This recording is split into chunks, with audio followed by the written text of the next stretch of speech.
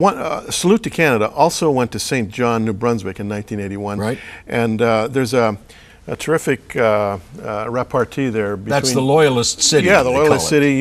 You and the Mayor Rob Lockhart.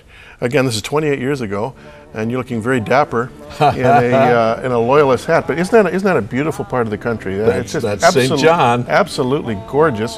And you were there on a beautiful day, and here's what we saw. Grow in peace. Will you welcome, please, the Mayor of St. John, A.W. Robert Lockhart. Welcome, Mayor Bob Lockhart, please, ladies and gentlemen.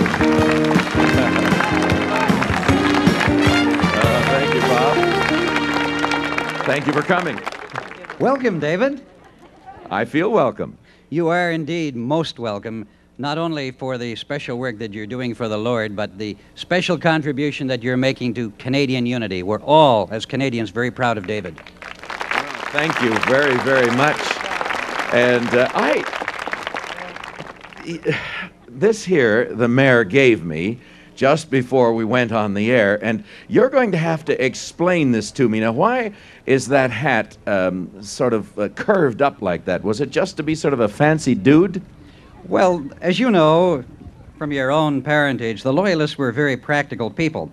And so while the sides are tacked up at this time, in the old days they could be let down so that the person wearing it were protected from the sun or from the rain. And it was a very practical thing in that at regular intervals out in the countryside, you could turn it over and fill it with water and water your horse. So the Loyalists were very practical people indeed.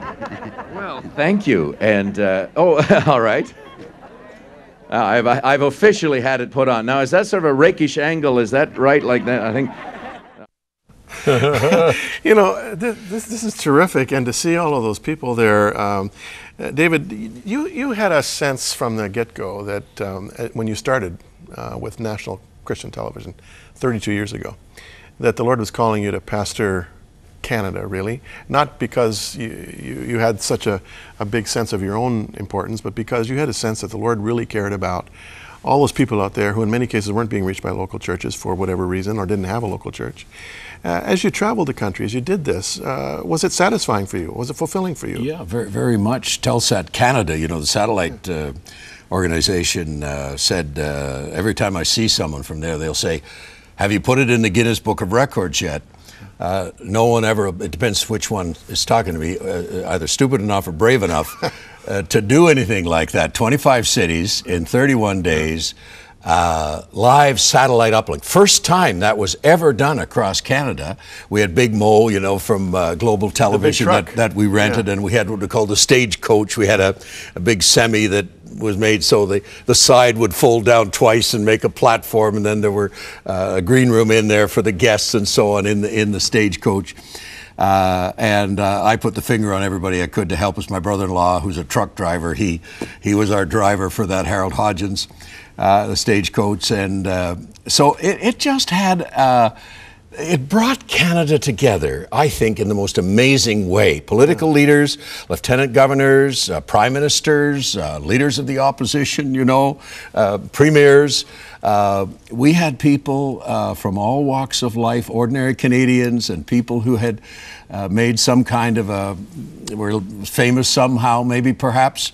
But we recognized our native people in many stops. We had native chiefs.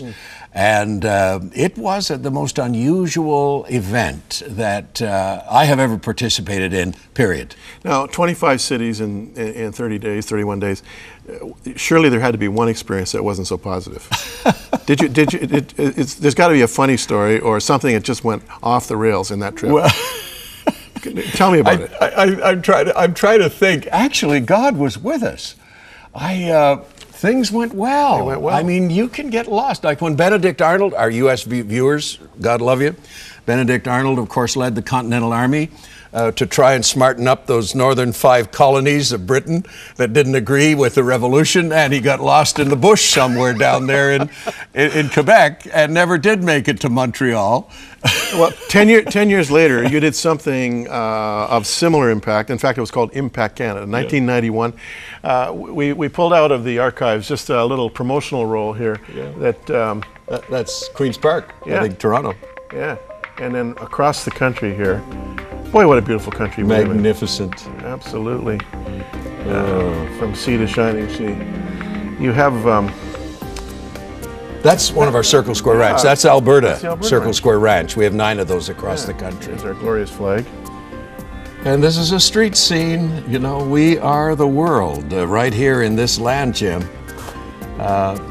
Everybody from every corner of this planet call themselves Canadians. And that's the way it ought to be. Well, yeah. We're to share the planet, and this is a big chunk of the planet here. It's called Canada. Wawa, Thunder Bay. My goodness, I keep forgetting. Edmonton, that is. That's Edmonton. I keep forgetting until I get out, speaking in churches. I know you do this a lot too. Wherever, in whatever province, from sea to sea, the impact that you and this program have had, David, is profound. I'm not surprised that you're still known as the best-known evangelical leader in Canada. You've had such a heart for this nation. How are you feeling about Canada now, right here in 2009? How are you feeling about Canada?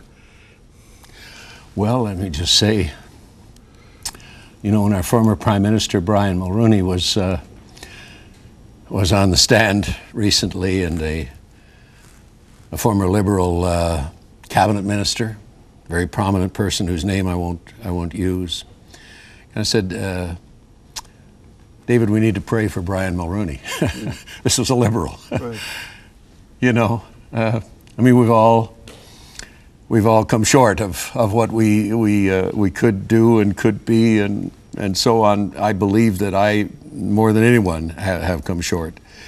But God's love for people, we're a little like heaven. I mean, the whole world is going to be represented in heaven, unfortunately in hell, but in heaven as well. They'll all be there, a great multitude that no one can number. And this country is made up of that. A greater representation on a per capita basis of the countries, of the ethnic groups of this planet more than any other country in the world is right here. And it's a fact that 67 to 80% of Canadians align themselves with the Christian faith. I mean, you mentioned that survey that was done a few years ago. Actually, if it came to funerals and weddings, you could boost that up to about 85, 86%. Yeah. Well, it's a terrific. They only align themselves, C&E, Christmas and Easter, or right. or at the funeral of Uncle Jake, who was a church member or something. Yeah.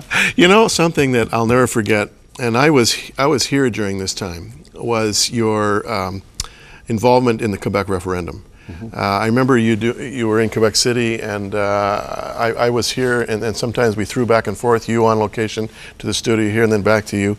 But in Quebec City, you had an interview with a young Christian leader who actually voted yes in the referendum, as I recall. Andre Normandin. I was born in Quebec. I'm a Quebecois, but I didn't have a vote because I wasn't resident in Quebec at the time.